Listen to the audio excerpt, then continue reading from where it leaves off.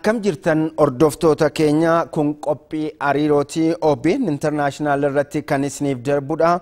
Qophii keenya irraatiin keessummaa qabannee dhiyaanneetiin jirra. Keessummaan keenya har'aas dura teessuu hawaasa Oromoo Las Vegas adde Yehubdaar Jabeessaadha. Hanga xumuraatti nu faana turaa kan jennu ogeessota istiidiyoo mara dabalannee jechuudha. Ani Akaaluu Baqqalaati. Turtii gaarii. Hello adde Yehubdaar, baga toora Skype keenya irratti nuuf argamtan jenna. Baga nagaan dhuftan. Galatoomii OBN International duraan dursee carraa kana naaf laachuu keessaniif guddaa galatooma.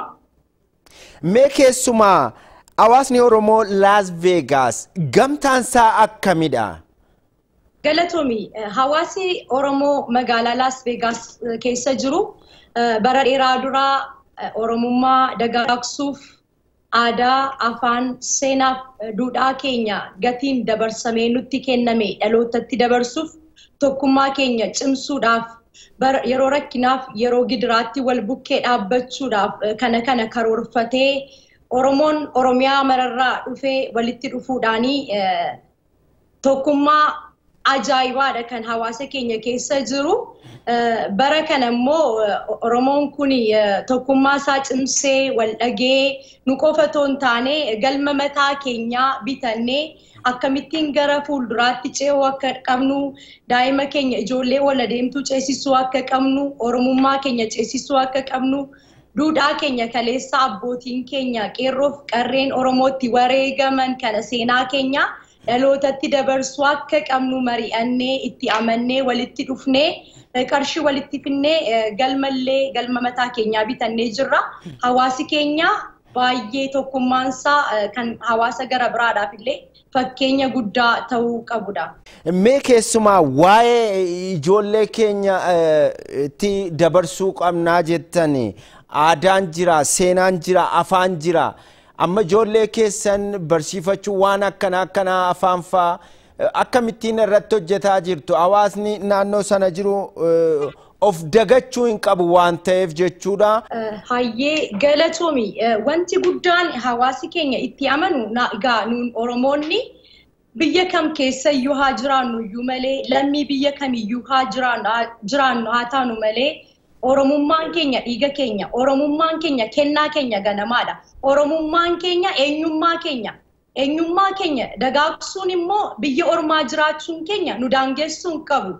Ijaa kanaaf ijoolleen nurraa dhalatanii Oromummaa nurratti quucaree akka nafneef afaan keenya dagaagsuu qofa otoo hin taane Oromoon egaa bu'uura sirna gadaadha.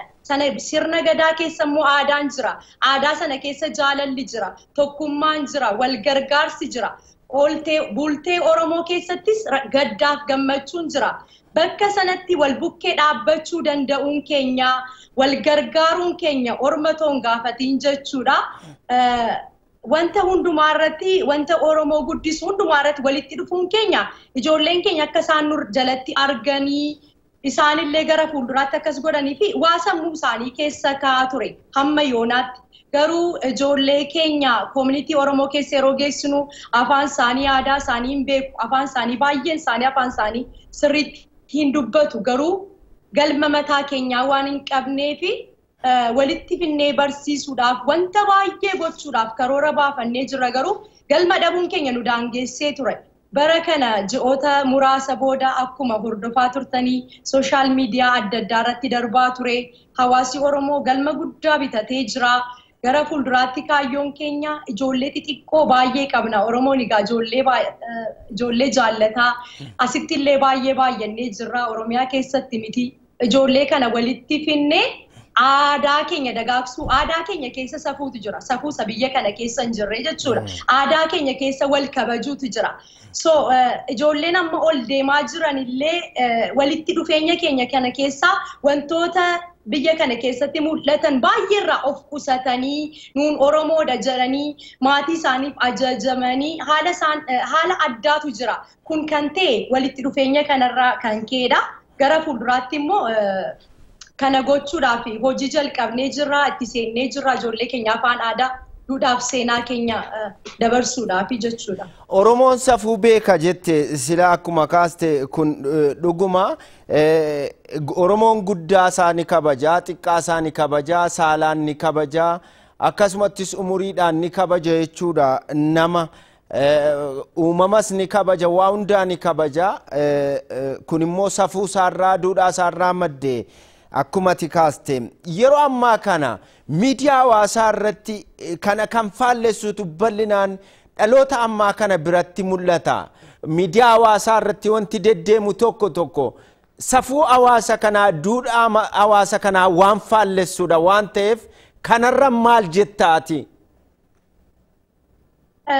Kuni dhuguma dubbachuudhaa fi anaaf yeroo hundumaa kanan kaasuuf kan gaaffii natti ta'uudha. Wantooti sooshaal miidiyaa irratti geggeeffamaa jiran ispeeshaalii kan akka arrabsoo maal aadaa keenya miti. Afaan Oromoo haa fayyadaman iyyuu malee saba gara biraa egaa Oromiyaan sabaaf sablammoota baay'eedha kan isheen of keessatti hammattee jirtu. Jechoota adda addaa darbachuudhaanii Oromoon akka inni aaree waan gadhee dubbatu aadaa isaa cabsu duudhaa isaa cabsu godhamaa jira. Kuni baay'ee wanta hafuu qabu seenaa keenya aadaa keenya illee miti waan ta'eef aadaa nuun har'a bu'aa fi jirru kana duudhaa akka barbaannetti gadi baanee afaan nuun amma sirriitti irratti walii galaa jirru kana sooshaal miidiyaa irratti itti fayyadamaa jirru kana baay'eetu itti dhumee jira, baay'eetu itti wareegamee jira, gatii guddaatu itti baafamee jira. Kanallee gatii dhabsiisuudha jedhee yaada akka dhuunfaa kootti. Kana qofa itoo hin taane ijoolleen kana fayyadaman namooti gurguddaan illee jecha safuu hin qabne, jecha safuu Oromoo illee tuquu danda'u, jecha baay'ee nama qaanessu fa'aa yeroo fayyadaman argina. Kuni itoo dhaabbatee gaariidha isa jedhuun yaada dabarsuu barbaada. Ani immoo haadha ijoolleedha waan ta'eef akka haadha siinqeetti akka haadhaatti akka hangafaatti kana yeroon dabarsu narraallee eegama waan ta'eef nu wal kabajuutu nurraa bareeda. Wal dhaggeeffachuutu nurraa bareeda. Yoo rakkinni jiraate wal qeequutu nurraa bareeda. Wal gorfachuutu nurraa bareeda waan ta'eef saba tokko keessa beekaan jira, wallaalaan jira, daa'imni jira, guddaan jira, jaarsi jira. Hundumti keenya akka umurii keenyaatti gahee nageenyaa bahuutu nurra jira. Wal dhaggeeffachuu danda'uutu nurra jira. Duudhaa eenyummaa keenya gadi cabsu, safuu keenya gadi cabsu kana dhaabbachuu qabaan dhaamsa koodha. Kan baay'eellee yeroo baay'ee na jeequu fi akka dhuunfaatti akka haadha tokkootti kan baay'ee nama saalfachiisu waan ta'eef dhalootni amma keessumaa ol guddachaa jiru, ol adeemaa jiru safuu Oromoo eeguu irratti geessaa taphachuun dirqama Oromoo maraa ta'uu danda'uutu irra jiran yaada jedhuun qaba. Galatoomi gaaffii gaariidha. Wayita ammaa kana waldaan misooma Oromiyaa kaaba Ameerikaa kanatti ni socho'a. Hidhii haaromsaas ni jira. Karaa ministeera muummee Dr. Abiy Ahmediin immoo Trust Fundii waan jedhamu jalqabeetiin jira. Misooma keessatti akkamittiin dammaqinaan qooda fudhachaatiin jirtu akka hawaasa Oromoo Las Vegaasitti. Tole galatoomi waa'ee Trust Fundii ilaalchisee yerootti hawaasi keenya keessaa namooti isaaniif mijatee yeroo isaan Los Angeles dhufan irratti hundumti keenyaan illee irratti hirmaadheen ture. Sagantaa sana qindeessuu irratti illee keessaan qooda fudhachaa ture. Namooti keenya gammachuudhaan deemnee hirmaannee Trust Fundii kanallee goggochaa jirra. Garuu waa'ee waldaa misoomaa ilaalchisee hawaasi keenya waan tokko quban qabu. Hawaasa gara biraa irraa erga darbe kan dhageenye kana keessaa qoodan qabu. Waa'ee Trust Fundii ilaalchisee hawaasi keenya dammaqinaanidha kan inni hirmaachaa jiru. Kanaaf gara fuulduraatti amma fakkeenyaaf waldaan misooma Oromiyaas humna misoomaa guddaadha uummata Oromootiif kana keessatti qooda fudhachuudhaaf maal hojjettu? Karoora keessan galfannee? Waan tokko kanan jechuu barbaadu galatoomi hawaasi Oromoo magaalaa Las Vegas jiru keessumaa waggoota arfan darbe kana keessatti qabsoo ummati Oromoo biyya keessatti godhaa ture keessatti qooda guddaadha kan inni keessaa fudhachaa ture. Qarshiidhaan gadi baanee protest gochuudhaanii wantoota adda addaa wantoota gurguddaadha kan nuun hojjechaa turre.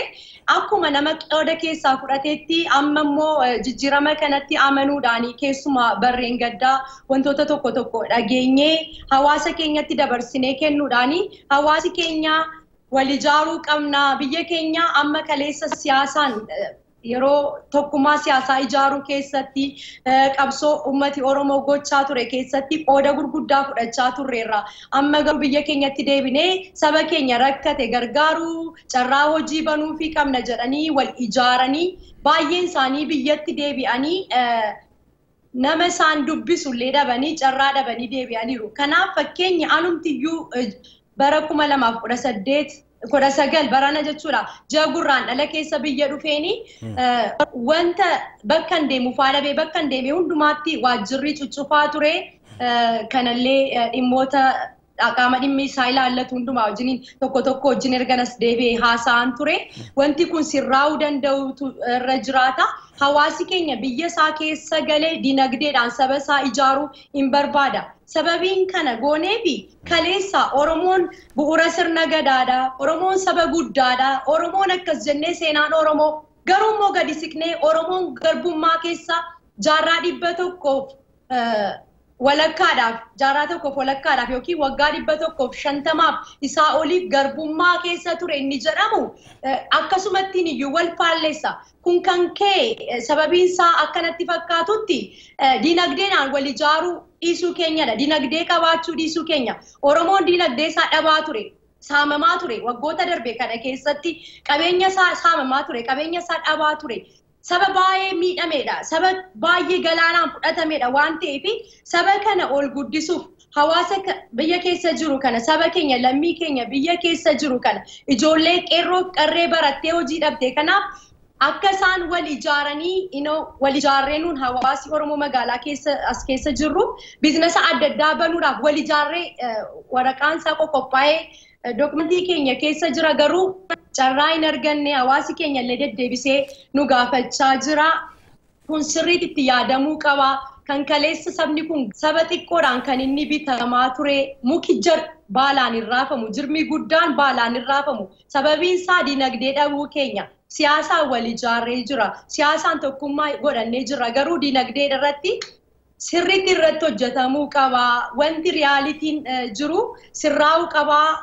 Yaada jedhuun qaba. Sababiin isaas waan biyya dhufee argee wanta jiruufi jechuudha. Carraa argannee jennaan garuu baay'een hawaasi keenya hawwii guddaa akka isaan qaban yeroo hundumaa kan isaan nuuf ibsanii. Kanan jechuu barbaada dhugaan jiru kanadha. Egaa Oromoonni biyya alaa jirtan jechuudha. Misooma irratti qooda fudhachuu barbaaddu garuu immoo yeroo biyya dhufnu simannaan jiru baay'ee laafaadha jechuudhaan kan itti kaaste. Eeyyeeni. Kanaaf hooggansi as jiruuf raawwataan as jiru immoo qindoominaan kana irratti hojjechuu qaba. Sirnaan simatamuu qabdu. Maaliif yoo qindoominaan hojjetame malee ce'uun hin danda'amu gama dinagdeetiinis gama siyaasaatiin kanuma si kaasuu barbaadeetanii gaaffii itti aanuun si gaafadha. Mee keessumaa jijjiirama amma akka dhufe akka biyyaattis kaasteetiin jirta. Jijjiirama biyya keessatti dhufe kan ammoo alatti hubachiisuudhaaf ambaasaaddara taatanii waa'ee maqaa gaarii biyya kanaa ibsuudhaaf biyyi kun iddoo hawwata turizimii hedduu qabdi.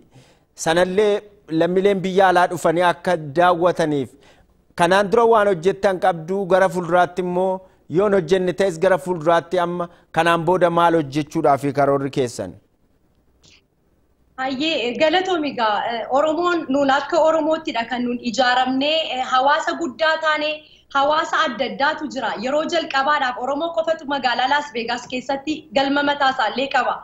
Sagantaa irreechaa yeroo qabaannu sagantaa adda addaa yeroo qabaannu bakka public areaattidha kan nuun bakka uummati walitti qabamuttidha kan nuun goonu aadaa keenya bal'inaanidha kan nuun beeksisaa jirru aadaa keenya beeksisuu irratti gahee guddaadha kan taphachaa jirru garuu gara fuulduraatti kana caalaa hojjechuudhaaf immoo karoorfannee jirra. Waa'ee jijjiirama biyya keessatti dhufe ilaalchisee keessumaa yeroo darbe muummichi ministeeraa keenya Dr. Abiy Ahmed Nobel Peace Prize argachuusaa ilaalchisee namooti hawaasa keenya keessaa namooti deeggaranii namoota walitti dhufuudhaanii celebrate goonee gammachuu keenya ibsannee kuni kan Oromoo qofatu hin taane kan Afrikaa maraadha jennee ijoollee keenya nu jalatti guddataniif abdii guddaa uuma. Nuun Oromoon baay'een majoritiin ijoolleen Oromoo hundumti keenya wanta tokko irratti guddanne magaalaa xiqqoo keessatti baadiyyaa keessatti waan akkasitti guddanne waan ta'eef namni Oromoo ta'e tokko immoo keessumaa seenaa Itoophiyaa keessatti yeroo jalqabaadhaa fi maqaa Itoophiyaa dhoofsisuudhaani kaleessa dhoofsisuudhaani galmee akkasii yookiin injifannoo akkasii argachuu isaa ilaalchisee baay'ee gammannee walitti dhufnee gammachuu keenya illee ibsannee jirra.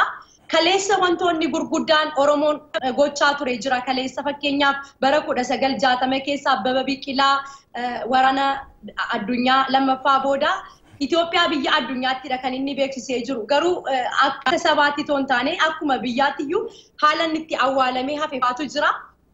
Kana qofa toon taane ijoolleen ol adeemtuun biyya keessatti akka baay'een majoritiin Itoophiyaa ijoolleen Oromoo guddatanitti ijoolleen guddatanii yoo hojjannee yoo cimnee gara fuulduraatti akkas ta'uu dandeenya jedhanii wanta kana gammachuu keenya keessa ilaalcha keenya keessa gashinee gammachuu addunyaadha jennee gammachuu Afrikaa maraadha jennee akka dhalataa biyya sanaatti toon taane akka qomoo tokkotti garuu qomoo tokkotti haala adda ta'een kan nu gammachuu keenya ibsine haa ta'uutii malee jijjiirama amma dhufe kana baay'ee deeggarraa mootummoolii amma achirra jiran kana baay'ee isaan jaallanna ilmaan Oromoodhaa ilmaan Abbaa Gadaadhaa wantoota baay'een ta'u jedhamanii yaadamnetu ta'aa jira garuu baay'ee wanti hanqatan jira gaafiin Oromoo baay'ee kan hin deebi'intu jira dhiifama yoon gaaffii koo keessaa ba'e gaaffiin Oromoo deebi'uu danda'utu jira ijoollee keenya baay'eetu wareegamee jira